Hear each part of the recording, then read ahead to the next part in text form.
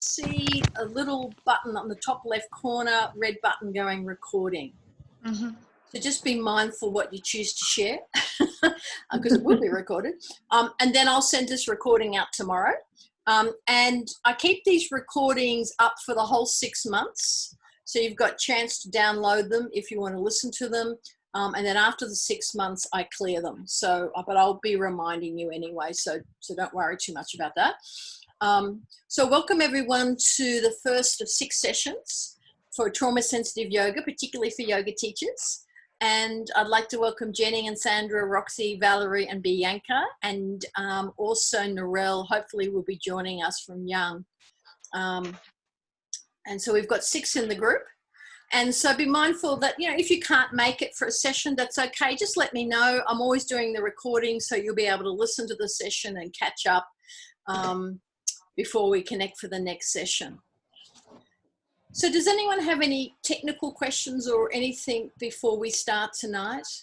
Got any tips, anybody, how I can stop this reflection from my glasses? I'm finding it a bit okay. concerning. That's a good one. I don't know, Bianca, it's most probably just more the light and where you're sitting. All you can do is turn down the light on the screen. So you turn the screen light down, but other than that, there's nothing that you really can do. Okay. It's not. I'm not sure how to do that. So what sort of computer do you have, Jenny?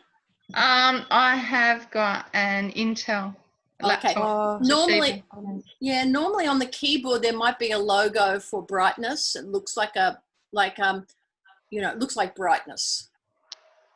It's like,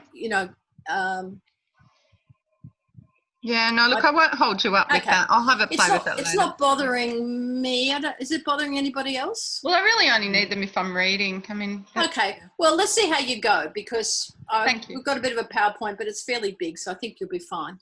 Okay. Yep. So the format of these sessions will be that each month, when we get together, we'll just do a quick touch base. For this first session, in a moment, I'm going to invite you just to say hi, where you're based, what you do, so people can get a sense of where you are. And one of the lovely things that can come out of this program is people get to know other yoga teachers and establish a bit of a network. But then after that, for each subsequent session, it'll often be inviting you to reflect on the work we did the previous time, how that's been informing your yoga teaching, and also any questions that might have arisen, so that we sort of keep in the material. And typically the format of these is that we do, I take a little bit of info from what I sent you, so the readings and the video, put it together in a bit of a PowerPoint, which becomes the basis for further discussion. And the sessions are quite experiential, so we do different things during the session. And we start, so when you got the first session program, there was a reflection question on that, which we'll start this session with a little later, and we'll end it as well. And then that can often be the question you work with between now and the next session. So the purpose of this program is to really try and keep the material really in front of mind, and that you're constantly thinking about using this when you're working with clients and stuff, okay? In terms of just protocol, if you're happy, as I say, there doesn't seem to be a lot of feedback, so you can keep your mics open. If feedback is a problem for where you are, then turn your microphone off. But let's start with just intros. So just so we haven't got everyone talking over each other, I might just introduce you. So Jenny, would you mind starting and just, your name, where you're based, your yoga teacher experience, and anything else you'd like to share? Hi. Okay, that's fine. My name's Jenny Nolan. I live at Valor Beach in New South Wales, about half an hour south of Coffs Harbour on the coast. I've been teaching yoga in Valor Beach for 18 years nearly now. It started very small class in my lounge room, and I'm now teaching in my big shed 4 or 5 times a week. And I have about 40 people on my mail out list, so I get different numbers of people in my classes each week. And I've been really interested in developing my practice. I started with Swami Saravati training in Sydney a long time ago, about 23 years ago, and I've combined a lot of hatha, vinyasa. I've done Zen Ki training for back pain therapy, and now I'm really interested in post-traumatic stress. So I've been to the workshop in Sydney and with Shirley and Annabelle, and really loved it, but didn't feel confident enough to start a specific class. So now I'm wanting to update my knowledge a bit more. Fantastic. Thanks, Jenny. It's great to have you on the program. Thank you. Lots of experience. 18 years is fantastic. Thank you. Well, sounds like it, yeah. I love it. How about we jump over to Sandra? Hi, I live in Auckland, New Zealand, and I have been a yoga teacher for like 5 years. Started my training in 2015, and I am a psychologist as well, and so I'm trying to combine both, I guess, weaving both together. And a friend and I have started a whole lot of trauma-sensitive yoga and iRest classes, because I teach iRest as well, in Auckland under our ACC scheme. So here we have an insurance provider, so we run 2 to 5 groups every week for women who have a history of sexual trauma. So yeah, and in my private practice, a lot of it is around embodiment and introspection into the body, but I didn't actually, so really those readings were just really useful, kind of putting words to it all. So yeah, so I'm a really new yoga teacher, and I've probably been doing like teaching trauma sensitive yoga almost as long as I've been a yoga teacher. But I also teach restorative yoga and yin and very quiet practices, but everything I do is trauma informed, because I just can't teach any other way now. It's kind of funny. It's like, fantastic. So, yeah, it's just the words, the invitations just keep coming. Yeah, it's wonderful. That's great. That's great to hear, because I know people struggle with that in the beginning. But yeah, if you just stick with it, it just becomes part of how you structure and phrase and the class. Yeah. Fantastic. I've still a lot to learn. You know, I feel like I've still got so much to learn. Yes. Well, we all do. So hopefully this 6 months will really consolidate some stuff for you, Sandra. Yeah. And I would just want to say up front, I know the Norm Farb article is a fairly dense article, and for some of you might have thought, oh my God. And so, you know, the readings that are provided, I try to provide something that is nice, like a quick scan, which was the Bo Forbes article I gave you. But some people really like the more densely written articles as well, and so I like to try and balance that for people. And there is quite a lot of Norm's article, and we will be referring to that again throughout the program, so don't feel like it's a one-off. But if you didn't get a lot from it or didn't understand it all, don't worry about that, because we'll be exploring more of it tonight. Brilliant. Thanks, Sandra. That's great, and welcome. Sandra's got a bit of a delay, so just to finish it. Got to the end. Yeah. Well, no, it's an article you can read and read and read. I think I've read that article about 100 times now. So, and every time I read it, I go, oh, that's new. I don't remember reading that before. So,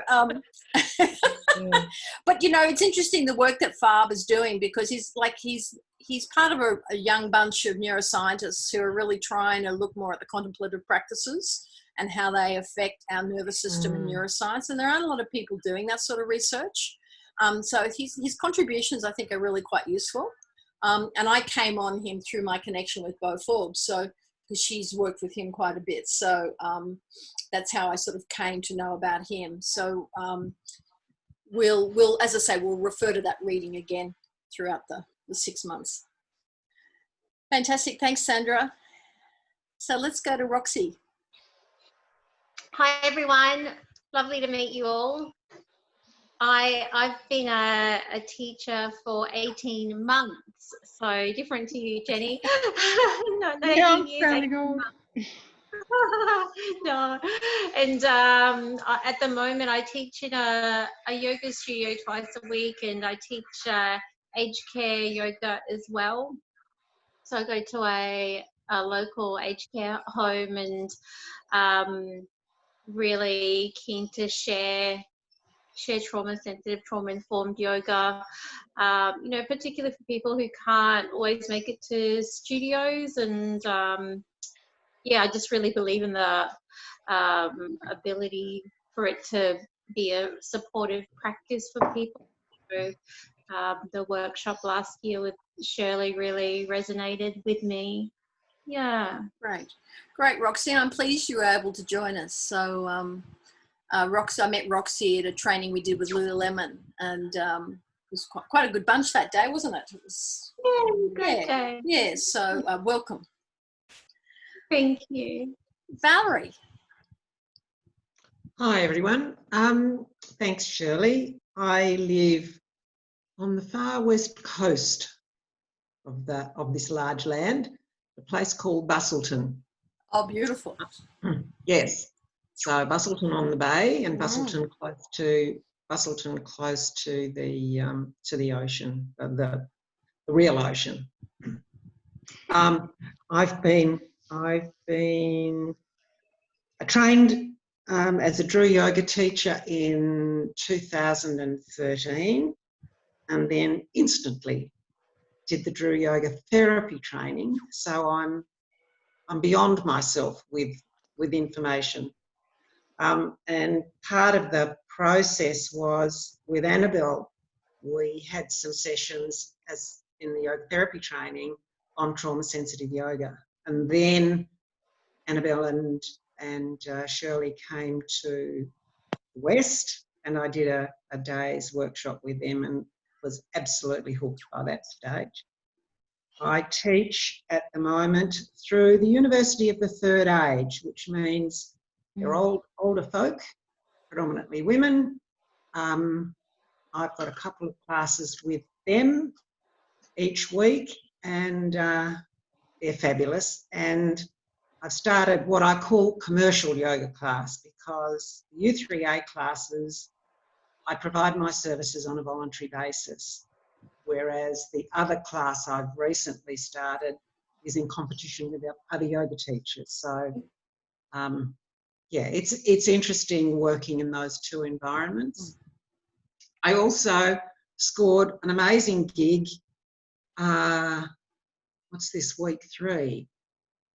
The Bustleton Council sponsored a thing called the Town Team, which is working to improve the vitality of the town, and they thought they'd do sunrise yoga in the park. Brilliant. At 6:30 a.m.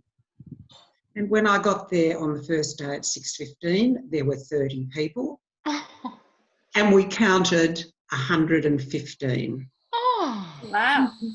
Totally unprepared for that. So, yeah, it was just that the community obviously was needing, desperate, and I, you know, some things like not charging obviously had a bit of an impact. But fantastic. So yeah, so who knows what the next where that may go. Yes, and I'm imagining people that are getting up at 6:30 most probably are already quite healthy. It's most probably the people that don't get up to 11 o'clock that we've got to try and find a way to connect with. But that's what a wonderful start to just turn up. And you must have gulped. You must have gulped when you're like, okay. Absolutely. How do we do this? So, fantastic. So life is full of experiences. Great. And, thank you, Shirley. Pleasure. So welcome. Thank you. Bianca. Hi guys, I'm Bianca. So basically, I've only been teaching for about 6 months now, and I have only been teaching in the trauma sensitive yoga space because I've come from a background in mental health, supporting clients in that space. So it's a real new journey for me. Like my undergrad actually is in exercise physiology. So, and then my postgrad, I'm just finishing off now, is in psychology. So it's a nice connection of mind and body, and understanding that to a bit of a greater level. And I feel like that spiritual journey of yoga for me is a new space, I guess. But I'm really enjoying it so far. Brilliant. Fantastic. Thanks, Bianca. It's lovely to have you on board. Thanks. And I'll say hi to Norelle, so she's listening to the recording. Hi, Norelle. And if you do turn up, well, that's great too. So welcome everyone. We've got a really nice, diverse group of people. And I suppose just an update from me again, in case you've forgotten me. Well, I might be a bit grey since I last saw you. I've got rid of the bottle, got rid of Mr. Bottle, and just went natural. So I've been practicing Satchidananda yoga since my 20s, but I trained in Drew yoga in early 2000s. So I've been teaching for almost 20 years now. And I've been very much informed by Bo Forbes, so that, some of you may have got to listen to her video on interoception and embodiment. I've done a few workshops with her in Boston, and Judith Lassiter, and I'm actually at the moment working through Tibetan yoga. So I can't find classes, but I got very inspired by someone, and I bought the book. And so I'm working through that at the moment, and there's some really lovely parallels with that style of yoga and trauma sensitive work. So I may even be putting some of that into this workshop. So we'll see how things go.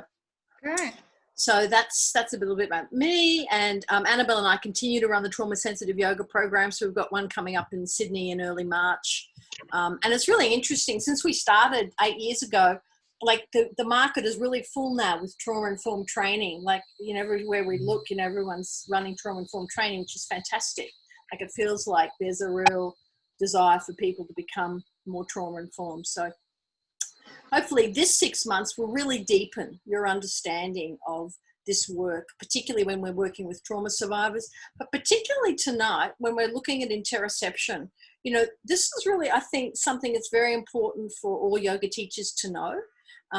Regardless of the cohort they're working with, because as you may have discovered with some of the readings and listening to the video, this has huge impacts on the neural processing of the brain, just through working in an interoceptive way.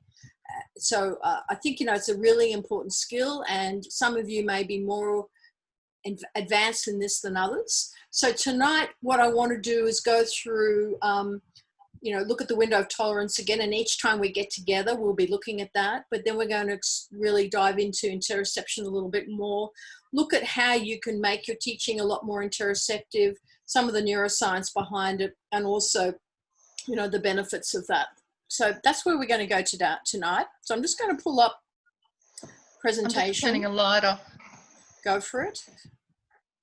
Okay, so you'll notice now that I've got the presentation up, the format of everyone has changed. So you may have us all down the one side. Valerie, I'm not sure, can you see this clearly on your iPhone? Yes, I can. Great, beautiful.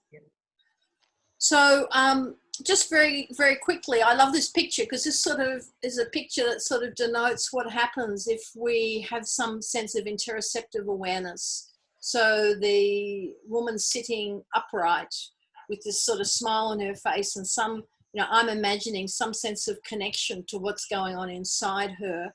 And the woman who is slumped is a sort of a sense of collapse, a sort of sense of emptiness. This sort of often sits with trauma survivors, this sense of not having a body within which they can experience life. And so what we're trying to do with this practice is help clients be a little bit like the more upright woman rather than the slumped woman, even though that slumped, sort of collapsed, diaphragm compressed, head down, shoulders rounded, downward gaze. We might see that in some of our classes, especially if we're working with depression. Very hard to be interoceptive because often that capacity to know what's going on inside turns off. So we're going to be trying to work more towards this picture if we can. I have a fantasy that she's, in a little bit of comfort there. I could be wrong. She may just be passing wind. I don't know, but I'm imagining she has a little bit of comfort. So one of the reflection question I invited you to think about, and we'll have a quick little discussion now, and if time allows, we'll touch back into this at the end of the session, is to think about the qualities you bring to a yoga session as the yoga teacher or the yoga therapist if you're working in yoga therapy. That actually brings a capacity for clients to be curious and interested, to become more aware and to explore their bodies and to inhabit their bodies. So regardless of whether we're working with a trauma survivor or whether we're working with someone who's just come to a yoga class because they want to move a little bit and do something for their health, the qualities you bring have a huge impact, absolutely huge impact on the capacity for the client to actually have an interoceptive experience. So, you know, they may be qualities such as your own curiosity, your own capacity to be able to navigate your internal felt sense. So when I use the expression felt sense, that's another term for interoception. How do we actually feel the inner workings of our body? Because that will also sort of inform how you teach, particularly given the phenomena of somatic resonance, where we know when we get a body of people together, there's a vibration that is shared by everybody. And because the teacher is often, you know, one of the main energetic focuses in a class, your energetic state is very impactful on how the rest of the bodies in the room may be feeling, you know? So if you're able to be more curious about your own experience and you have language for your own felt sense, and I'm going to look at that a little bit later, then that's actually going to color your teaching. It's going to color the phrases you use, the pacing you use, the way in which you present the yoga practices that invite this more sort of interoceptive inquiry. So I'm wondering, in that question, you know, what are the qualities you bring that you think might support the sense of curiosity and interest? I'd just be interested to hear from a couple of you of what you think you do bring to the yoga practices when you're teaching. Thoughts?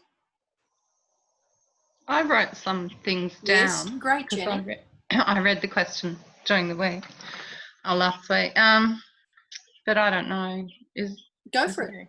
All right, fire ahead. Well, I guess for me, my qualities are I can be a good listener, and I have what I consider reasonable communication skills.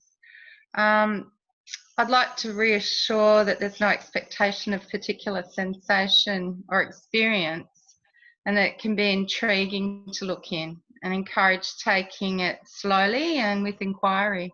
Great. So trying to slow it down.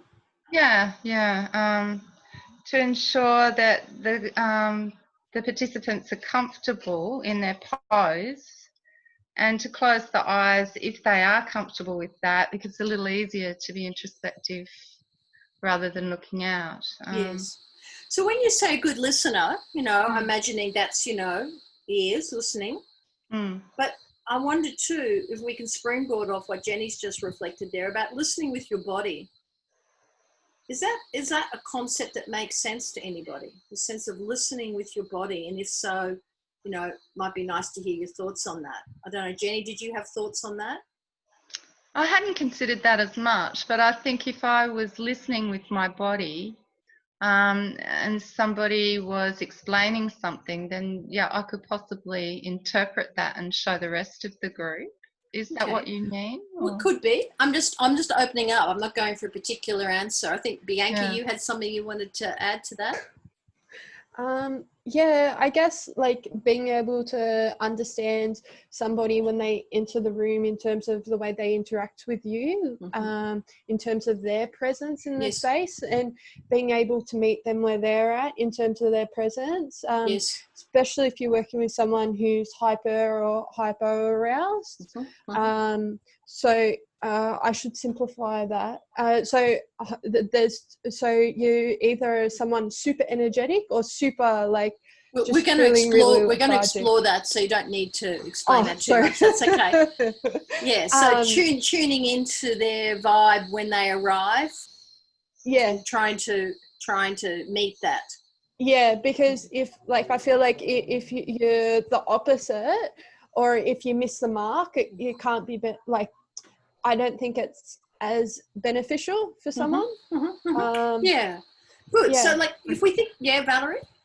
I was just going to say, reflecting back their movements, like if they're open, mirroring, I guess. Mirroring. Absolutely. Yeah, it's a way of reflecting to them that they've been not only heard but also seen.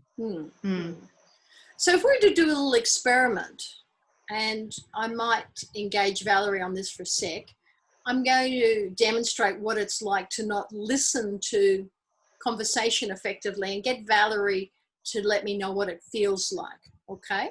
So, and I'm going somewhere with this. So Valerie, you might just want to just reflect something to me so that I can come back to you with a response, whatever you want to share. I'm feeling a little out of my depth in this group.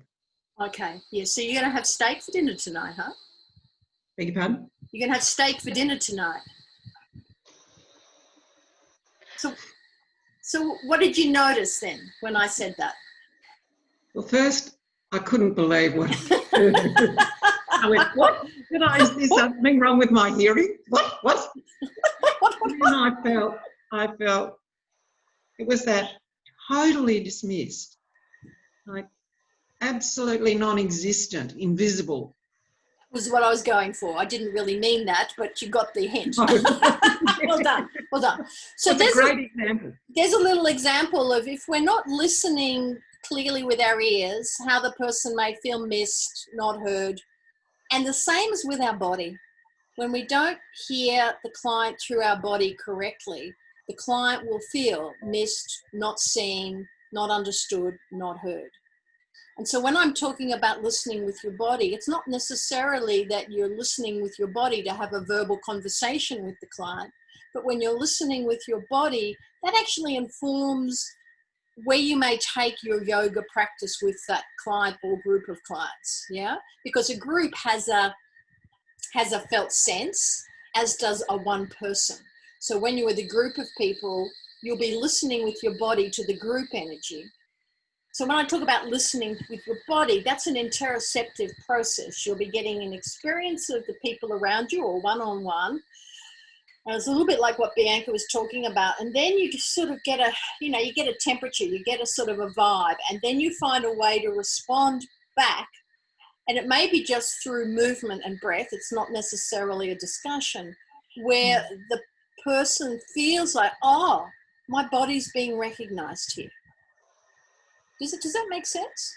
Mm-hmm. Yeah. Can I ask a question? Yeah. Sorry. When you talk about that, like sometimes I feel that I'm really attuned to that, and then other times, like I feel like I do a good enough job, but I know I could do better. Yes. And it's really dependent on where I'm at in terms of my own personal, and I feel like it's not a stable state. I feel like it fluctuates. Yes, it's exactly right. Just like when we're listening, if we've got other things going on in our mind, or we've just rushed in from somewhere, or there's some other interference going on, our response back in conversation won't be as useful as if we're really focused and really listening to the person and finding the right words back. Does that make sense? So you're absolutely right. So I like to use that analogy because we often think about listening with this, but this is like an antenna as well. And it's about really, sorry, I was just going to say, it's what I'm hearing you say is it's about being present, either to the group or to the individual. Yes, yes, and present to yourself. Yes. Present to yourself, present to the group, knowing your own inner echo and knowing when it's not your echo that you're feeling. So when we talk about somatic resonance, this is like, I feel it even digitally. You can still sort of get the vibe when you're with people digitally. It's not the same as when you're in the same room with them, but there's still an element. The mirror neurons are tracking, we're still getting a sense, and we're engaging that way. And so we need to be aware of how each person impacts our inner territory, because that may impact how we then relate back to them through our instruction, through our class, but also there's a sense of, one of the questions I pose to you is, how do you know when the client is actually working interoceptively? And part of that is how you notice the shift in the class in your own body. So, for example, when you've gone start a class, everyone's agitated, hyper-aroused, twitchy, you know, a bit manic. And then, you know, and you can most probably feel it in you. So like Valerie, when you turn up and there's 100+ people for a morning practice, you must feel like, all right. And, you know, it's hard to sort of stay grounded in that. But as you're working with the clients, you start to notice the energy starts to ground, starts to settle. People start to come into a groove. They start to come into sync, yeah? So when you're working interoceptively, you'll feel the shift in the group. If you're not working in that sort of interoceptive way, you're not really interested in noticing or curious about that. We're going to look at the different, you know, proprioceptive, exteroceptive, interoceptive in a sec. But when we're working interoceptively, you become much more attuned. So what then happens is when you're really working that way, and as Bianca says, sometimes you're not always as good as you could be, but you're as good as you can be in that moment, on that day. The participants will start to get a sense of the shifts happening in them through the dance that's going on between your body and theirs in this physical practice. Does that make sense? Mm-hmm. Yes. And we may not explicitly bring that to the participants' awareness, but they'll feel it. They'll feel it. And then if they're also working with a health clinician or something, that's something they can explore. Or if it's sort of like a general yoga class and students come up and ask you and talk to you, then you might say, oh, well, yeah, that's just a normal part of the process here, that you'll start to notice more about yourself. And, you know, a lot of people don't know what their calm feels like. It's often the first question I ask a lot of people, how do you know when you're calm and relaxed? And they'll sort of go, well, I know what I feel when I'm not calm and relaxed. You know, okay, well, let's start there.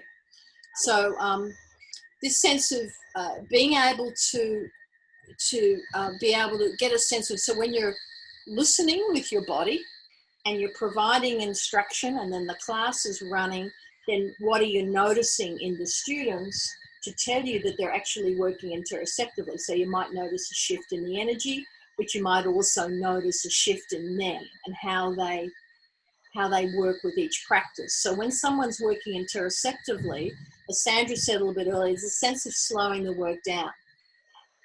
You know, you can't be interoceptive and moving around like a maniac. So it was interesting. I watched the, if you get a chance, it's really good to watch the documentary on Netflix about Chaudhry Bikram. It's a documentary about the abuse that happened over a number of years. But the interesting thing is when you have a look at how he runs a class, a big yoga studio, most probably 100 and 120 people packed into this yoga studio, all, you know, mats touching. The heat is amped up to ridiculous level. He's got an air conditioner blasting on the back of his head, but everybody else is sort of, you know, crammed in. And he's not actually doing any practice with him, but he's giving very specific instruction. If you've ever been to a Bikram class, they learn a series and then they just basically do that series. There's no pausing. There's no stopping to notice. There's no chance to adapt what they do to what feels right for them. It's a very exteroceptive process, yeah? It's fascinating to watch. And then he walks around and he moves people's bodies into different positions based on his assumption that their bodies could do more than what they're actually able to do. Once again, not terribly interoceptive. So we want to see the students adjusting their own practice. That's interoceptive.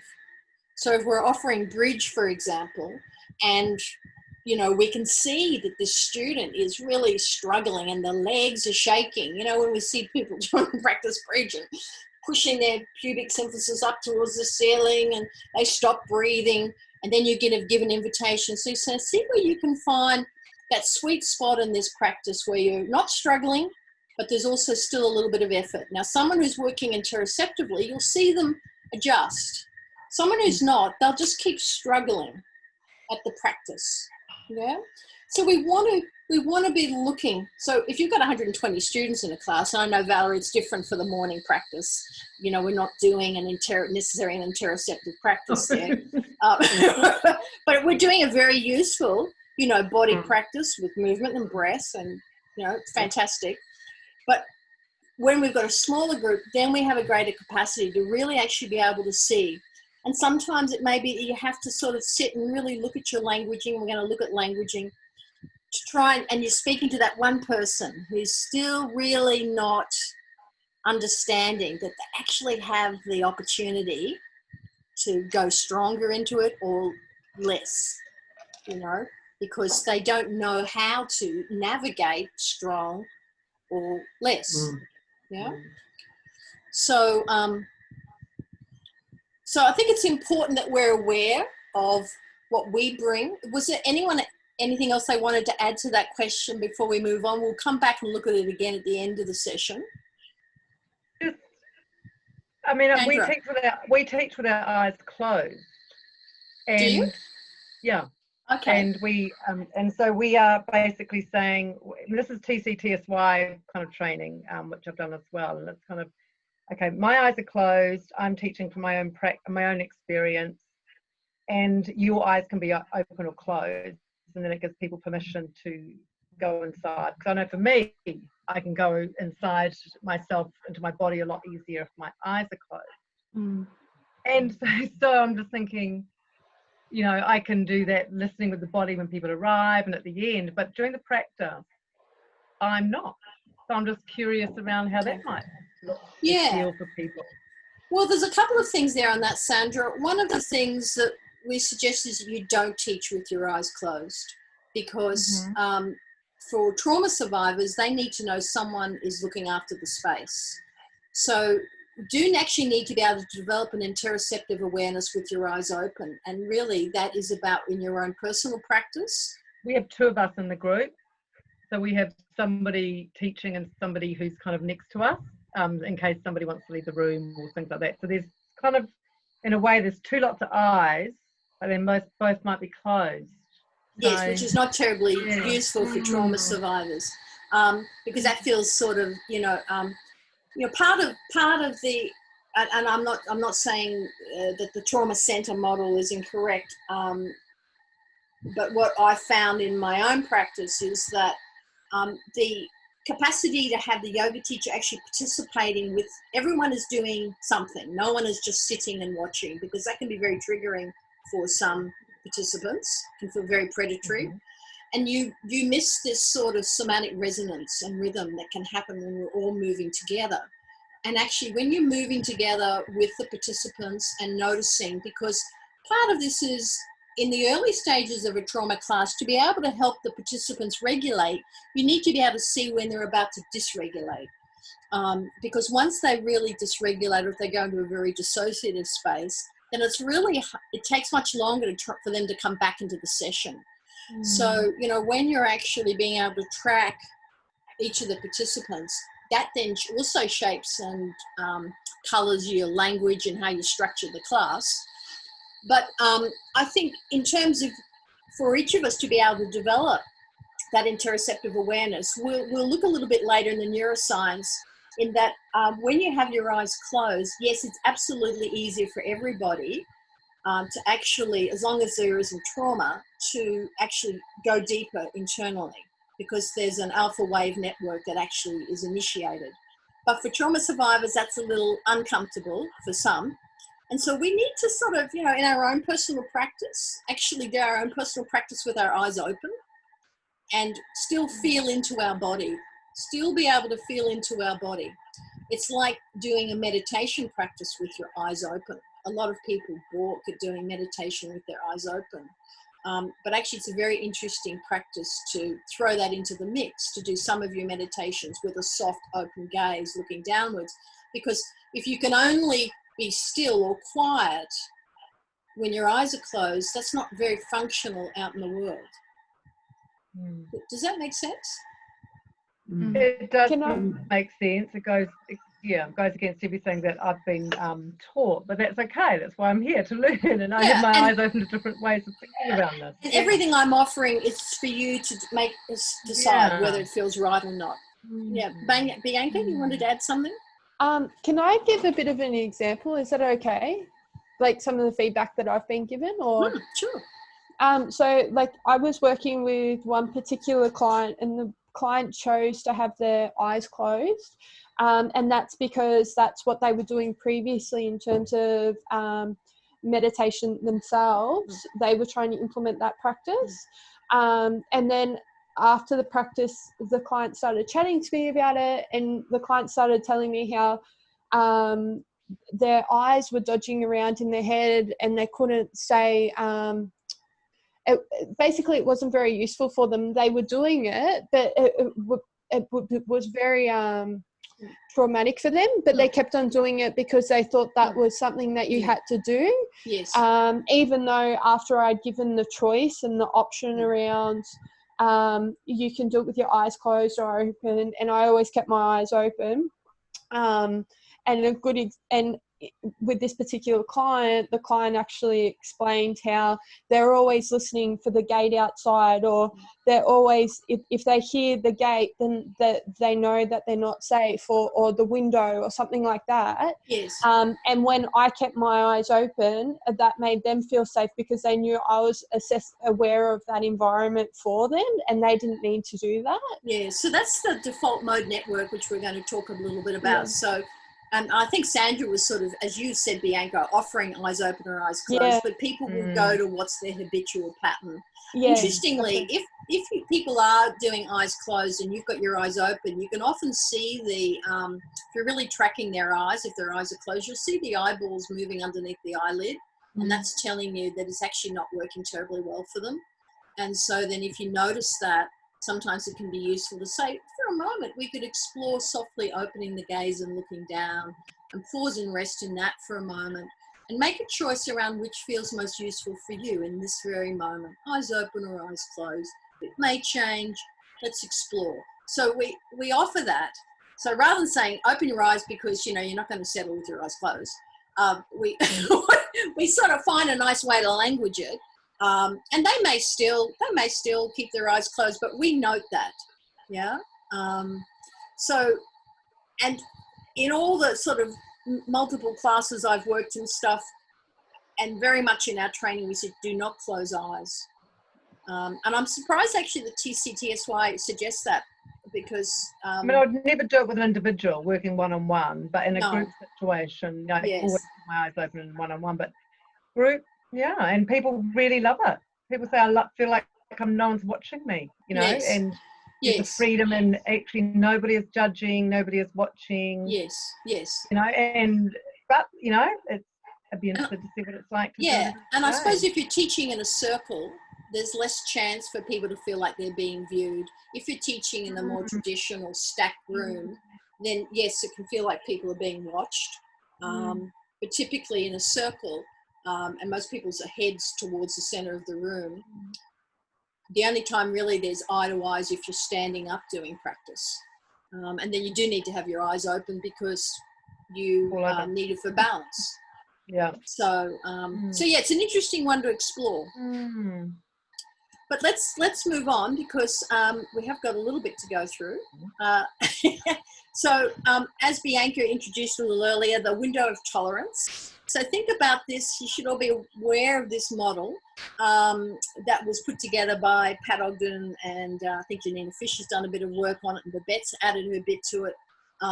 But the window of tolerance, which is where we have 3 different zones of operation: the optimal arousal zone, which is where the assumption is that we're thinking fairly clearly, we're fairly congruent, all the neural processes are pretty much in balance.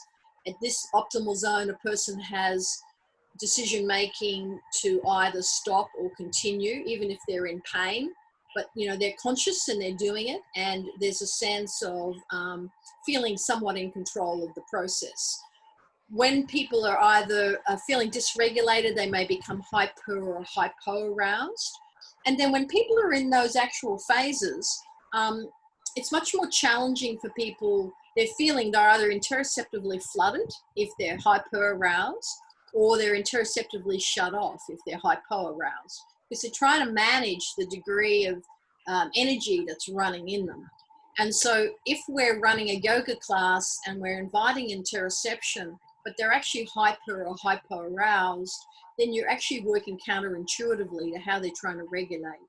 So when we look at interoceptive language, it really falls and is really most useful when the person is in optimal arousal zone or on the edges. So on the edge of optimal arousal and hypoarousal, the thresholds, or on the threshold of hypoarousal and optimal arousal.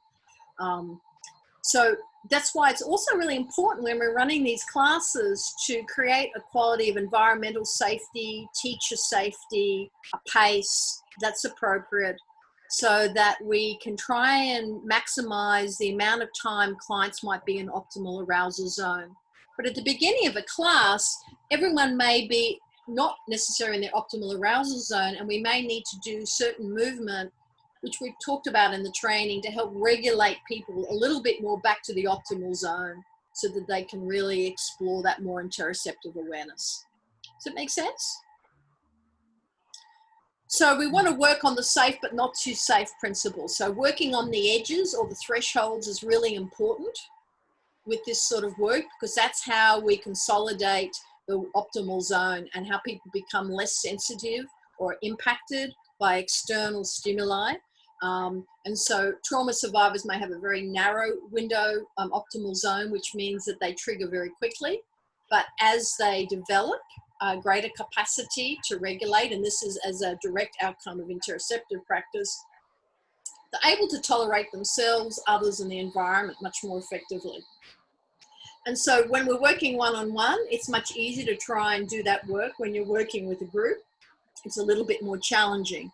But once again, somatic resonance helps us there. So if you've got a group that's a mix of very hyper-aroused and hypo-aroused, they'll sort of help bring each other in towards the middle, you know. The worst thing is to get a group of hypo-aroused people, you know, so like working in mental health where everyone's doped up to their eyeballs, it's very hard. Everyone's sort of basically comatose on the ground. Even though their bodies may be appearing hypo-aroused, there may well be a hyper-aroused nervous system running inside them. But anyhow, so hopefully we get a blend or a mix. And so for Valerie, when she's, you know, there and 100+ people turn up, we've got, you know, quite a significant force that's much greater than any one yoga teacher can contribute to. So in those really big group scenarios, you have to really find a middle road to work, because you also have the external challenge of the environmental energy that you don't have as much control over outside as you do inside. So all these things are going to impact people's window of tolerance. So when we have a look at something like anxiety and depression, which a lot of people will tend to work with, one way of looking at this from an interoceptive perspective is that there's a high degree of default mode network activity for this type of thing. So the default mode network, very quickly, is that pathway, neural pathway that we have that is our habitual, what we do, you know, what we do when things happen to us. So for example, you know, if you smell garlic and you don't like garlic, your default mode network may be to throw up, something like that, yeah? So typically, and this is, you know, those of you that are also working as psychologists, you've seen this, you know, people with anxiety and depression, they either constantly thinking about the past or wishing something was different now. They have a negative self-reference. That's a default mode network. And also they have an alpha wave modulation, which actually isn't very discriminating. So when eyes are open, when it's perfect that we had started to have this discussion, the alpha wave modulation is related to wakeful relaxation. So can clients actually relax without sleeping? You know, so it's the skill of being able to relax without falling asleep. Now, this alpha wave modulation actually smooths out our, sensitivity to the environment and our body. When we open our eyes, it's actually reduced. So for those trauma survivors who prefer to have their eyes open because of safety and they need to be scanning all the time, it's harder for them, understandably, to get to some sort of wakeful relaxation. So it's not that they can't. And so just like Sandra was saying, when she's in her own practice, it's much easier to try and get to a sense of inner connection with her eyes closed. But bearing in mind, you know, when we're running a yoga class, it's not our personal practice. We're running a yoga class for a very particular therapeutic benefit for the participants of the class. And so the two have, you know, different requirements. So what tends to happen is that in people with anxiety and depression, this alpha wave modulation isn't functioning terribly well. So you've got a high negative self-reference default mode network. And then you also have an alpha wave modulation which can't modulate the volume. You know, the sensations are all too big. And this comes to the part of the insula in the brain, you know, the volume control. So what happens for these clients with anxiety and depression, they have too loud bodily sensations, you know, really heightened bodily sensations. And that also ties into thoughts as well. So what we tend to find is if we're working in a more interoceptive capacity over a period of time, this actually starts to modify the default mode network by giving people other options to choose when certain stimuluses happen in their life. And it also improves alpha wave modulation so that at some point, trauma survivors will be able to have wakeful relaxation, not be so distressed by the sensations happening inside them, and they'll actually be able to regulate those internal sensations so they can actually relax, and they may be able to close their eyes and actually be able to relax, not close their eyes because that's what they've been taught to do, yet still stay at a very heightened sense of, you know, vigilance and awareness. Does that make sense? Mm. So the other neat thing with this is that, you know, the traditional way of understanding mental health was if you change your thoughts, then everything else changes. This approach suggests actually no, if you actually adjust how you engage with your body, then thoughts and emotions will change as a result of that. So it's a very different perspective, yeah? Neither one is right or wrong, it's just another way of viewing the work. But particularly for trauma survivors, this pathway of coming up through the body is much more accessible for many of them, and it helps regulate these pathways that are actually feeding into the very symptoms that they're trying to not have. Yeah?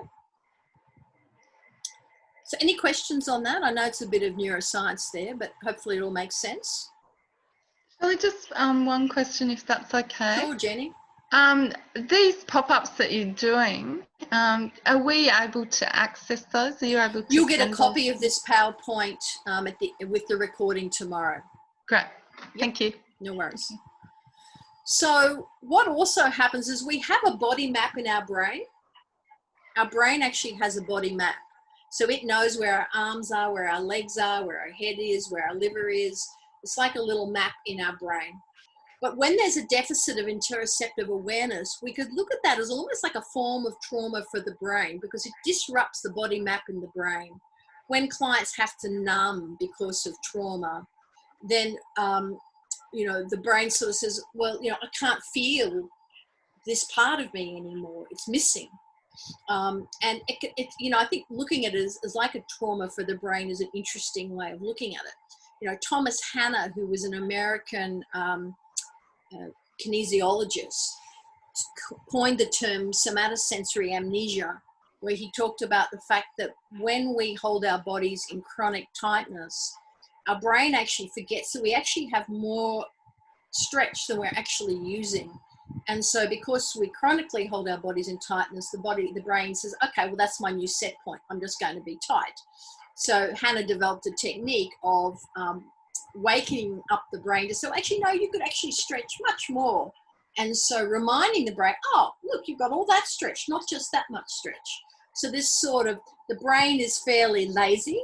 And so through long-term sort of numbing and trying to dull these heightened interoceptive experiences that trauma survivors get, you know, we get quite like a traumatized brain to some extent. And so there's a suggestion, and this is purely theoretical, although there is more and more research that's coming to sort of support this view, that pain and chronic inflammatory conditions is a possible way in which the brain is trying to call us back into the body.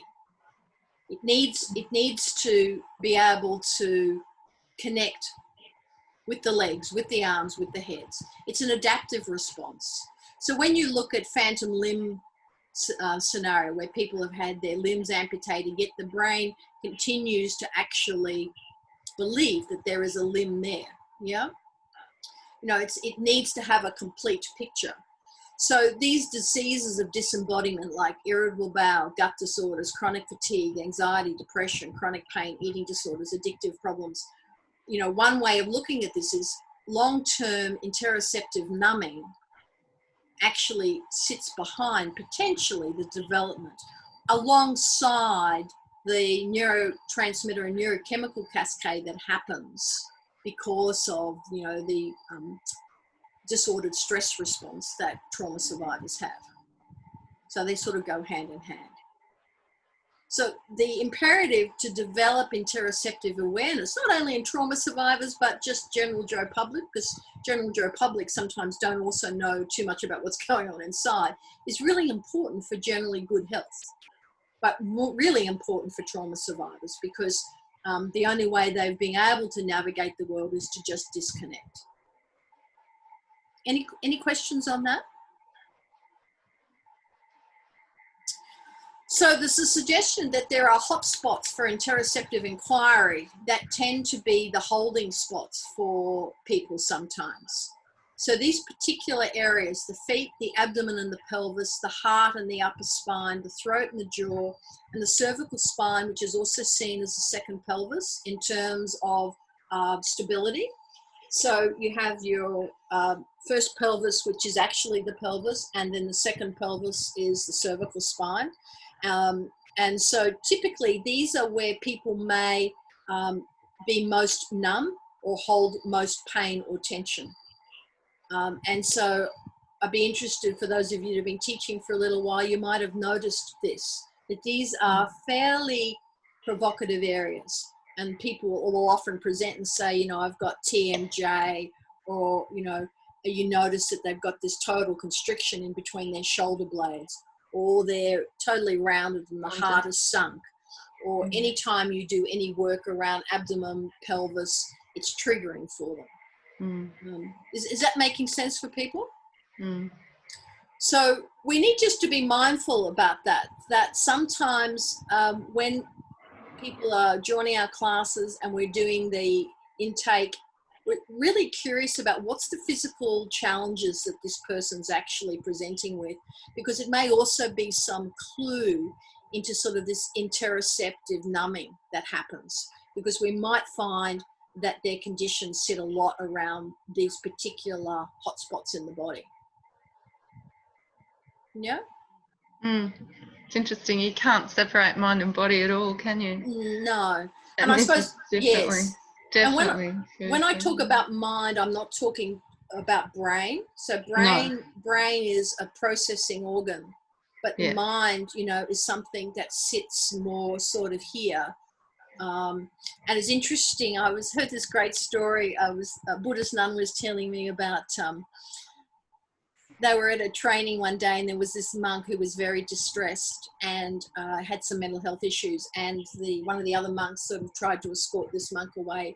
You know, in the Western world, when someone's got mental health issues, we do this. We sort of do that crazy sort of move. And one of the monks was sitting there going like this. And so, like, it's an interesting thing. So, whilst we are talking about neuroscience and some of the neural pathways, mind is not just the brain. Mind is an intelligence. It's almost like where the body and the brain sort of intersect. Typically, the suggestion is at heart. Yeah. So the value of interoceptive awareness, it may not be the method of yoga or the body practice, but the degree of interoceptive awareness that counts. So however someone develops their interoceptive awareness, that's more important. And some body-based ways or techniques may be more interoceptive than others. So for example, if we looked at Bikram yoga or power yoga and a more interoceptively run yoga class, people that are doing that more interoceptively run yoga class are going to develop a higher degree of interoceptive awareness than someone doing a power class or a Bikram class. And that's not to say power class yoga or Bikram is not useful, but the outcomes are different. Power yoga class, it's about strength, about body strength. Yeah. So it's not that one is better or worse. It's just they all have different outcomes. Is And that so the same for flow as well? Sorry. it would be the same for any practice. It's really about whether the teacher is working in an interoceptive way or an exteroceptive way. And so but because it's so dynamic, would that be extra receptive? Well, it may be. It depends on the instruction that comes with it.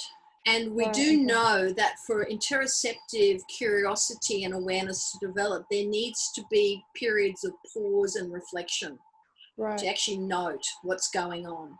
Yeah. Right. Okay. But let's say someone who is quite interoceptively aware, next to someone who isn't quite so interoceptively aware, they may experience that flow class very differently, because they're using whatever they're feeling internally to guide their movements, as distinct from the other participant who may not have any interoceptive awareness and is just purely following the instruction. And you'll see that in students in your class. Some people you can just see they're in the practice. You can see it in their bodies and the way their bodies are moving, and others are just mimicking what you're doing. And they have no body presence. They may not actually even be aware of what they're doing. So it's much more exteroceptive. You know? So I think that's a really important thing. Now, we get very hung up on the system in which we were trained. And it's important to be aware that interoception arises more through working in an interoceptively curious way than necessarily any particular physical practice. So you could do any physical practice, and if you applied an interoceptive model to it, it would develop interoceptive awareness. The key thing is some practices may not lend themselves to that particular awareness or interoceptive language. So, for example, if I'm thinking about kickboxing, you wouldn't be so, when you're ready, take a moment to notice what's there in the legs. And, I can't imagine how you would interoceptively language a kickboxing class. I'm sure, we could work on that. So the sense of if you've changed your body, you'll change your mind and your brain. Yeah. So this sense of interoception or felt sense, it's about mindfulness in the body. And a little bit like I think it was Jenny said before, we pay attention on purpose, non-judgmentally to our present moment direct experience or the sensory awareness in the body. So it's like a bodyfulness to some extent. And so part of our languaging needs to be that gently bringing people back into their body, consciously noticing on purpose without judging that's good or bad, but just being aware of what is it that I'm experiencing. Yeah.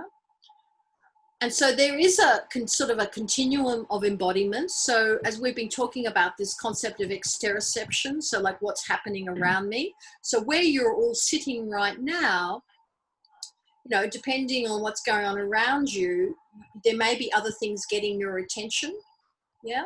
If we were doing an exteroceptive yoga class, typically it would be the teacher being quite prescriptive and about what we're doing, and inviting possibly quite strong alignment, correct positioning, because it's a little bit around, looking a little bit like the teacher.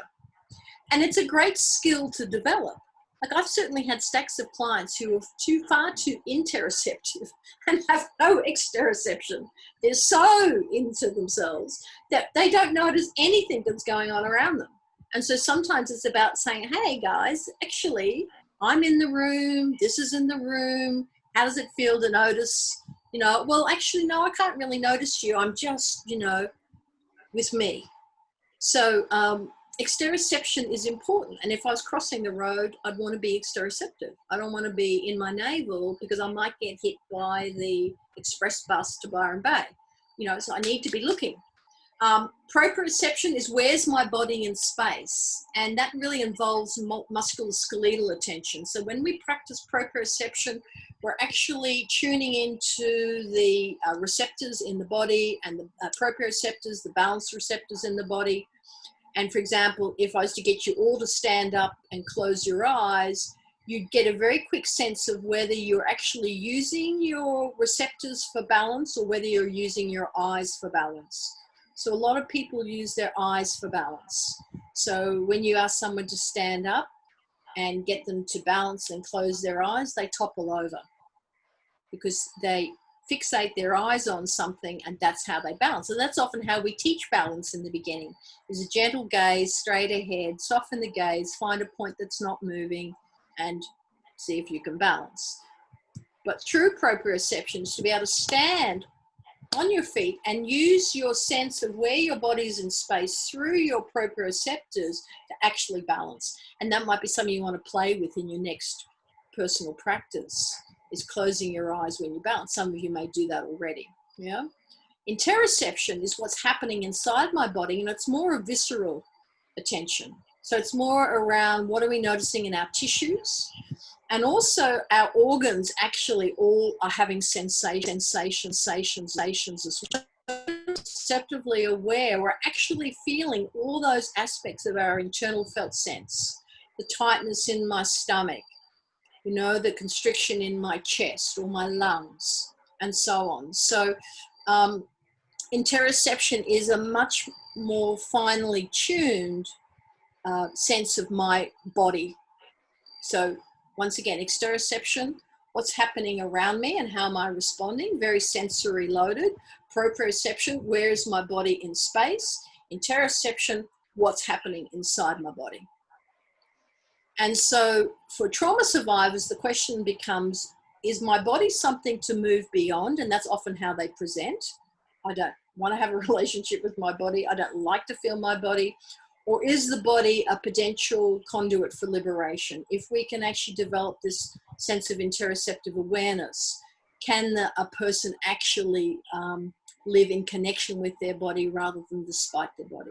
Which is a classic, you know, Bessel quote that he often quotes.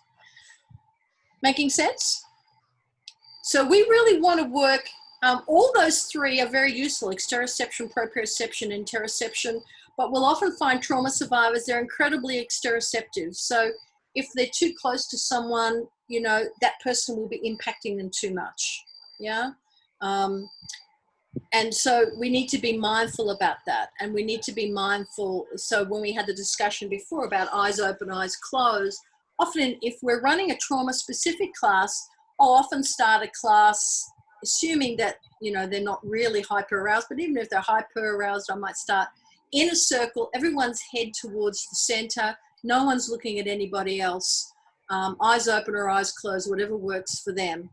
But so that they don't have to deal with the stimulation of all the other things that are going on around them, because they're often so sort of drawn to that. So in the beginning, that can be quite a useful way to start.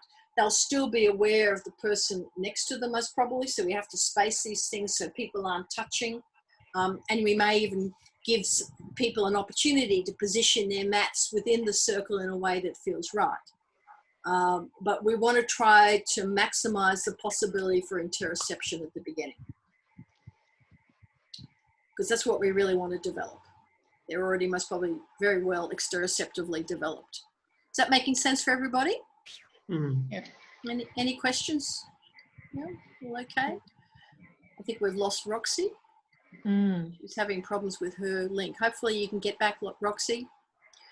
So what are the conditions around, because language is a big part of interoception. So I'm assuming that you as a yoga teacher are present, embodied, interoceptive, and aware of, you know, you're listening with your body and you're aware of the other bodies in the room and the dance that's going on between all those bodies. So the other way in which we can then start to invite interoception is through our language. And so we're wanting to invite this sort of momentary noticing the body sensations as they come and as they go without any sort of preconceptions. So once again, in that example I used with anxiety and depression, most people's default mode network, they'll immediately go to all those parts that are hot spots for them or painful spots for them, because that's just what they habitually do. And so sometimes in our invitation, it's also about offering the opportunity to move past that fixed spot that they always go to. So typically, particularly with chronic pain clients, when you ask them to lie down and take a moment to notice their body, where do they go? Oh, my back, it's so sore. I can't lie on my back. It's just so painful. My back is awful. I just hate my back. So, oh, yes, the back's not good, So let's see if we go to somewhere else in the body where there's less pain. We try to move them away from that fixed space around, and they go, oh, yeah, well, my shoulders are okay. Oh, let's take a moment to rest in your shoulders for a minute, So this sense of being able to invite moving around the body versus always going to the same bus stop and missing the bus. It's exactly the same thing. And I say to clients, don't keep going to the same bus stop if the bus never pulls in here. You have to go and explore another bus stop. Find the bus stop where the bus leaves from. And you're only going to do that by starting to look around. If you keep doing the same thing, you're going to get the same result. Yeah. But we offer it with like a sense of, there's no mastery in this. There's no particular spot we want to actually get to. We just want to stay curious. We just want to stay noticing. We want to be noticing all that we can notice. And if we can work that way in our languaging, then what happens is participants start to get a sense of the transient nature of the sensory experience. So rather than, oh, my back, after a while they go, oh yeah, well actually it's not as bad as it was. It seems to have got a little bit better.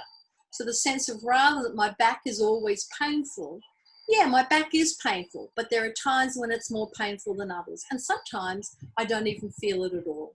So that rather than feeling like every sensory experience I have is there from now and eternity, it's like there's movement that happens. Yeah. So if we challenge that through the body, we're also challenging the hippocampal pathways that are saying you have a painful bad back. So this is where we talk about how you can change the thinking through the body rather than trying to change the body through thinking, by thinking, oh yeah, my back's bad, but sometimes it's better, when that hasn't been the felt sense. So by going through the felt sense, it's much more turbocharged for the brain. The brain listens to that. And if it has a repetitive experience of that, after a while, the default mode network will start to change. The client will go, yeah, I do have a bad back, and sometimes it's painful and sometimes it's not, which is a much better regulated discussion going on rather than, oh, I have a painful back and I can't do anything. Make sense? Pain management techniques in there then as well. Sorry, Jen. A lot of pain management techniques would come through as well. Yes, yeah. And sometimes, the holding the two to scramble the pain pathways. So you start with the painful part and then you find a part that's less painful and see if you can hold both of them together at the same time. And what that does, it does scramble the pain messaging going to the brain. So when they go back to the original painful part, it will have changed. It's not necessary that it will have disappeared, but the nature of it will have changed. Hopefully not as intense. Yeah, and hopefully then that's a new felt sense that starts to change the client's view of themselves and their body in the world. Yeah. Is that Roxy back?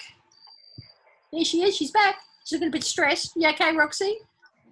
I don't know if she can hear me. Let's see how we go. And so by learning how to work with sensations, people get better at working with their thoughts and emotions. We start to create a little bit of a possibility that we can soften that sedimented thinking that can often arise, that black and white thinking that arises with trauma survivors through ongoing interoceptive inquiry.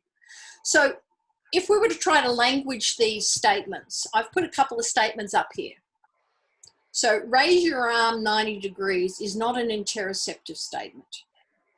Yeah. So if I was to say to you all now, raise your arm 90 degrees, I think is that 90 degrees? I can't remember now. I think it's at 45. I'm shocking at angles. Let's say that's 90 degrees. Okay. See, I don't use 90 degrees in a class. Okay. So raise my arm 90 degrees, but I'm not actually noticing much about that whole thing. So if you just do that now, raise your arm 90 degrees. Yep, I can do that.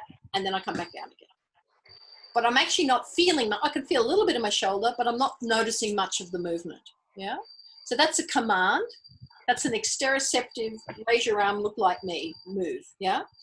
How could we language that, bearing in mind that interoceptive inquiry is curious, it's present moment, it has no mastery, it doesn't necessarily have to be just one point of connection. How could we language that to make that a more interoceptive inquiry when we move our arm? Thoughts? No rights or wrong here, guys. Could you say, what would it feel like for you to raise your arm up towards the ceiling, or your fingers up towards the ceiling? Yep. That's a start. But that's supposed to be more a conversational inquiry. But if we were wanting to invite a more conversational discussion with their body, you're along the right way there, Valerie. Has anyone got any other thoughts of how you'd language it? Could you say bring awareness as you lift your arm? Yeah, that's a good start. And then what would we say after that? We're wanting to bring awareness to the internal felt sense. What's the How word? your arm feels as you extend towards the ceiling. Yes. So notice how your arm might feel. Notice sensations. We might say something like, so to make that first sentence more interoceptive, with all the other understandings we know of languaging with trauma-sensitive yoga, so in your own time when you're ready, you might choose to raise your arm as far as is comfortable for you. And once you're there, take a moment to see, could you raise it a little more? If that becomes uncomfortable, then come back to that point of comfort. If it's not comfortable at all, then you might drop the arm back down. So you might notice in all of that, I'm relying on their interoceptive awareness to make a sense of, is that comfortable? Is that comfortable? Is that comfortable? What is comfortable? Yeah. And sometimes I might not use the word comfortable because that can be quite a triggering word for trauma survivors. So I might say something like, move your arm to a position that feels useful for you. Yeah. And people might say, what do you mean useful? So, well, we don't want pain, but that you feel like you're working with, or what, but so we language it so that I'm inviting, they have to actually be able to feel what's going on inside that arm to make a decision about where do I want to raise the arm to. So as soon as we give a very prescriptive, raise your arm 90 degrees, I've taken all control away from the participant to actually decide what feels best for me. Yeah. Does that make sense? Mm. And then we could even say, as you're raising the arm, be curious about what you notice. What felt sense do you notice? What sensations might arise as you raise the arm? There may be something there. There may be nothing there. All is really useful. Just notice. So remember, the key word with interoception is notice.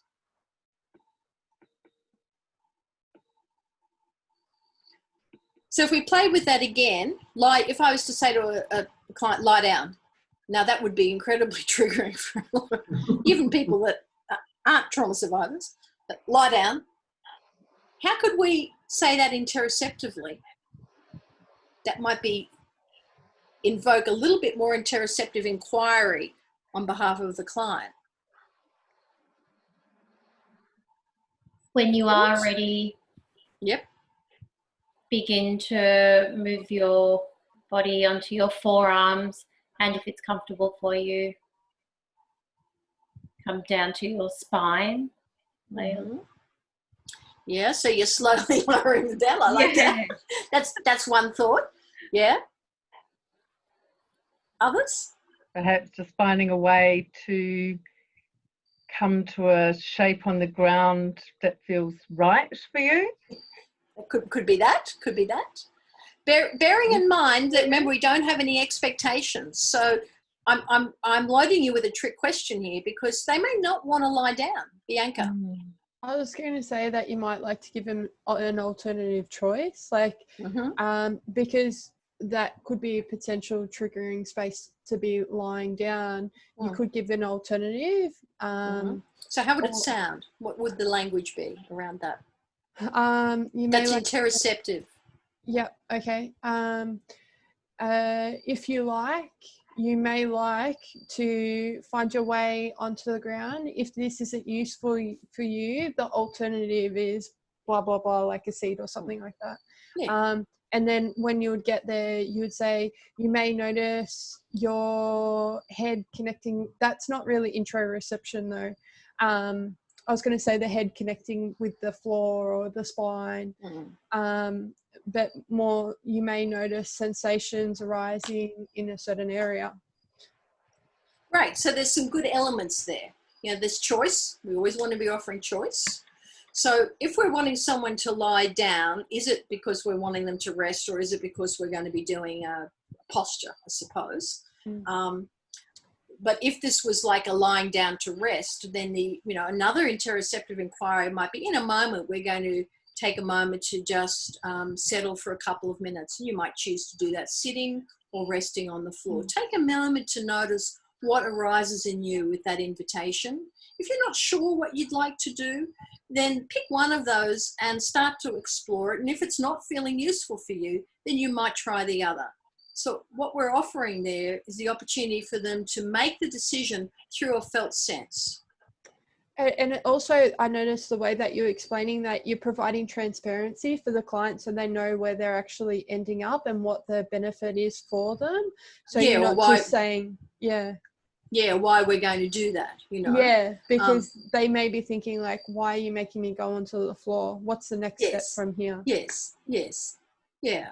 So exactly. So for each of these, we want to offer in our languaging curiosity, choice, but also the sense of going inside to make a decision about what I do. So shifting your weight to the other foot. In a moment, we might choose to move the weight from one foot to the other. Take a moment to see how that might be for you. Notice the sensations in your feet, legs, and body as you do that, and just notice. There's no right or wrong, just notice. And then always we add the comfort, and if this is uncomfortable, remember, you can come back to where you were before we started the practice, or whatever the languaging, but we're just wanting to practice interoception at the moment. Push down through your back heel. Once again, we're being very prescriptive there.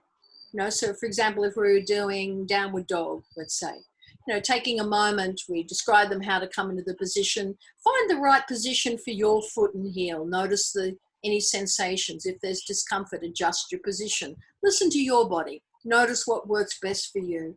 If you're not sure, explore a couple of things. And, if nothing's working for you, then remember, you can always come out of this and rest in another position that feels more useful for you. It's really your choice.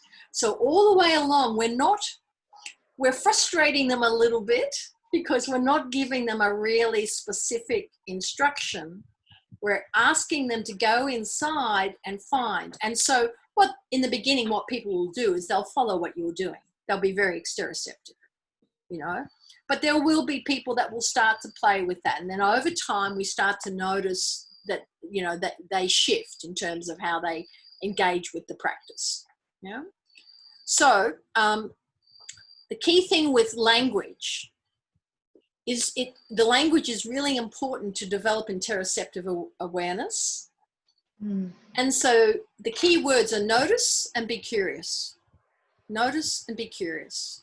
And then we might bring their attention to different feelings or sensations. And sometimes we may even give some clues, notice if this is feeling supportive. Are you feeling like this is cutting off your circulation? What would you need to do to come back to a better space? Are you feeling a sense of solidness here, density here, warm, cold. Notice the sensations. Is there aching? Is there twinging? Is, you know, so we start to use some vocabulary as well. We wouldn't want to offer too many because like, well, what am I supposed to be feeling here? You know, but, you know, in the moment, judging what position, what sort of feeling of sensations might be appropriate given whatever posture you're doing. You know, if you're feeling itchy, is it an angry itch, or is it, you know, if you notice sort of they're scratching, you know, just be curious about that. You know, is scratching actually making it better? Would it be better to not scratch? Just be curious. You know, you can use temperature, size, shape, weight, all the language to actually help a client explore sensation. Now, this is much more useful if you're working one-on-one in a yoga therapy situation where you can really afford to dialogue a little bit with the client. So, you know, the client might be saying, oh, I feel really heavy in my belly. So let's just could we take a moment to just be with that? Let's welcome it. Let's notice it. See if we can get more of a sense of heavy, you know? You know, is there a color to it? Is there a shape? Is it a large heavy? Is it a small heavy? Is it more like a blob, or has it got a distinct shape? Let's breathe into that and let's see if we can find some movement. It gives us more understanding. So when you're working one-on-one in a yoga therapy, you could work with it in a lot more detail.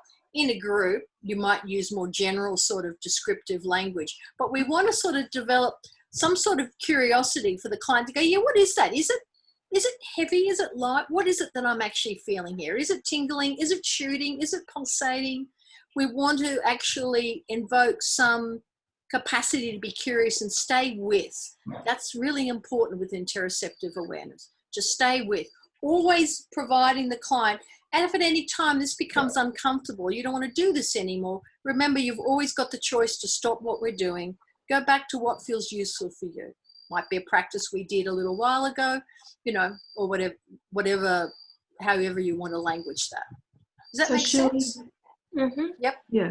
Shirley, where does the opportunity for a modification come in? So, yeah. The opportunity will come from the client based on what they're feeling. So whatever we're teaching, we're not teaching anything that's too strong or dangerous. So we're offering practices where the client can explore some sort of interoceptive awareness. If we're offering practices that require lots of safety and particular positions of parts of the body, then we're going to be putting them into their head and out of the interoceptive inquiry. So in the beginning, practices are very simple. You know, it might be lying on the ground, rolling shoulders, rolling head from side to side, full body stretch, might be coming over into child, might be doing cat-cow, whatever, you know, so they're very, very basic. So the modification is going to come from the client, not from us. What about if you're teaching a class, not doing a one-on-one? Yes, so if you're teaching... Yeah, if you're teaching a class, it's exactly the same. You know, whatever you're offering the class, if this is feeling that you're really pushing yourself too hard or you're feeling strong pain, then find out what you need to do to come back to a better spot. It might be making the movement smaller, it might be stopping. So what you're doing is you invite them to find where's their adjustment. They have to then work interoceptively, as long as you're not doing anything dangerous. So once again, even in a class, you're offering practices where there is inherent safety, pretty much. Does that make sense? Have you got a particular practice in mind, Valerie? Well, I was just thinking, downward. I've got one class where downward dog they hate, Yes. and the other class, same demographic, Yep. they absolutely adore. Yes. But giving them a modification to the full downward dog gets them engaged in the practice.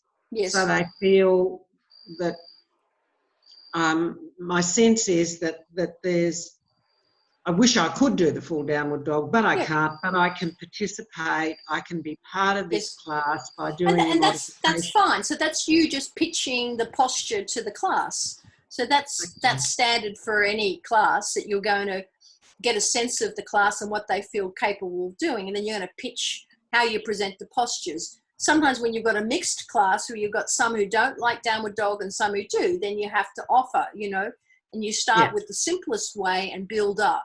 You know, if you're finding that's not working for you as strong as you'd like, then we could move to this one. But if that's feeling enough, stay there. So then you just titrate it. Yeah. Okay. Yeah. Okay. Thanks. So I'm just mindful of time. So the key thing with this interoceptive practice is if we're able to develop this with clients, they're better able to stay with what's coming in from a sensory perspective and make more sense of it than just react from a trauma reaction.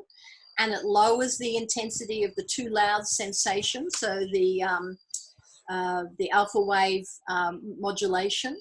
And it also decreases the negative self-reference and those habitual patterns, which is the default mode network. And of course, as we've already said, it will improve their physical health, improves the changes body and brain. The perceptual versus inferential pathway, that's the Groundhog Day versus doing the correct thing in that moment given the circumstances. So the perceptual is to actually be in the moment. I've got a bad back, and in this moment with the degree of pain I've got, what's the right movement to make? The inferential pathway is I've got a bad back, I'm just stopping, because that's what I always do when my back is bad, I just stop. So with an interoceptive inquiry, we want to be able to provide a person with some curiosity to say, well, what can I do to stay in the practice but adjust the pain level, as an example. So that's the perceptual versus inferential pathway. So the key thing as yoga teachers is to remember that we're always wanting to invite the client to be as present as they can be with their present moment experience, and that any adjustments, modifications, or changes they make are coming from that present moment felt sense, not what I always do. Yeah. Yeah? Yeah. And of course, improved heart rate variability as well is another byproduct of working interoceptively. Okay. So if we got a little bit of a sense of the importance of interoception. Yeah. And I'm thinking we have got the same question that we started with, but possibly the second part of this was thinking about between now and our next time together, how you actually identify clients that are actually engaging in some sort of interoceptive process. So when we come back for our second session on March the 16th, we're going to be looking at creating choice. We're going to kick off that session by just quickly talking about what have you noticed with your clients about how you know they're actually working interoceptively. Now, of course, that's on the assumption that you're actually offering interoceptive instruction. If you're not offering interoceptive instruction, then they're not going to be working interoceptively. Yeah. So that's just something to be mindful of. Any questions? Any questions on that? Yeah. Okay, so where are we all sitting now with that? Any last thoughts before we finish for tonight?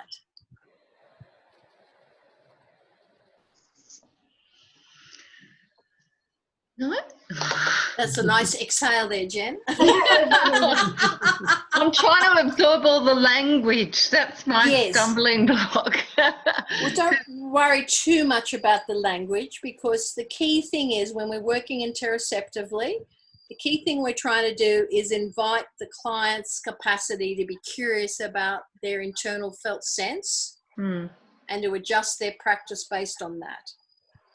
Yeah, I feel quietly comfortable with the way I teach, because a lot of what you've described, I don't know intuitively or whether I see that a lot in my students, where they are more in their body and they will adjust to suit where they're at. And so I'm feeling a bit more confident about my direction. Nice. It is the language that yes, it's the languaging. It's the languaging. And so just think about, you know, when we're running a class, if we're giving lots of really detailed instruction about how to move, we're not giving clients an interoceptive opportunity to explore the movement themselves. And that's what we want. We want them to be able to explore their movement feel what they need to be able to do to get into that movement, and to feel somewhat more in control of it than requiring us to step them through everything. Thank you. Yeah. So play with that, and that may even reflect back in your own personal practice, that you start to think about, just work with a practice and really work with it interoceptively for yourself. Really slow down, be in the practice, eyes open or eyes closed, and really sense it for yourself. So that will also color your teaching when you're trying to run this with a group as well. Bianca, did you have a question? Yeah, I don't want to cut people off. That's all. That's okay. My question was actually around the interoception in terms of guiding the client around that, because I find that like to keep a client present in the practice, I always I try and keep my language quite fluent, it's Yes. kind of rhythmic. Yes. And I might say, you may notice something in this area of your body, or you may notice something in this area of your body, being really specific in areas that that you kind of know that they may feel a sensation there, but not everyone will, of course, rather than allowing them to explore it. So that's something I've actually learnt tonight, because I've been very specific around, you may notice this, already being it's a bit prescriptive. It's a bit prescriptive. Yeah. Notice what you notice, and you may not notice anything. And how's that, to not notice anything there? Yeah. Does that feel, what arises for you when you make that sense that you actually can't feel your left foot? Just be with that, and what might you need to do to see if you could make some connection with your left foot? What sort of movement could you start to explore to feel your left foot? And we may not feel your left foot, but are you up for exploring it? So that's, a one-on-one yoga therapy. Language obviously would be different in a class. Yeah. But, in a class, it sounds a little bit like if let's say if you were just doing ankle rolls, let's just take a moment to notice what might be happening in our ankle. You could take your awareness there, and you might be feeling something or not. Regardless of what you're noticing, let's bring some movement to the ankles and see how that changes your experience of what you notice. Do you feel the ankle more? Do you feel it less? Just notice. Remembering if it's causing you any pain, what would you need to do to move away from that towards something that felt more useful for you? Yeah. And as I say, comfortable, I'm just mindful of that with some survivors, because comfortable can be part of grooming and grooming language. Oh, you be nice and comfortable now and rest. And I very rarely say rest, like we're going to rest now. That's also quite triggering. So that's away from interoception. But remember that our general language can also take the client away from an interoceptive process if they get triggered by something we say. So play with this between now and next. Notice your participants. There may be one. So for Jen, you've got a group of people that seem to be modifying, but there may be one person who's not.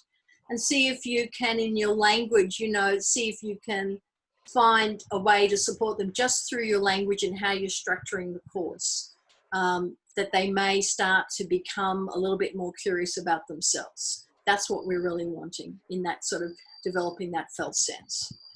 Yeah. Okay. We might finish, because I'm mindful that Sandra's most probably coming up to bedtime. 11:45. Oh, yes. So let's finish, and I will send you this recording tomorrow with a copy of the PowerPoint that I used, and then I'll send you the second program under a separate email so they don't get confused. There's not as much reading for the second one, which is creating choice, and there's a really neat little 15-minute video about trauma and choice that I think you'll enjoy. So I'll send that off to you tomorrow. Any questions that arise between now and then, shoot them off to me. Happy to have a chat. Okay. Thank you. Thank you. Thank you. Take care. Have a great month, everybody. Bye. Bye-bye, everyone. Bye.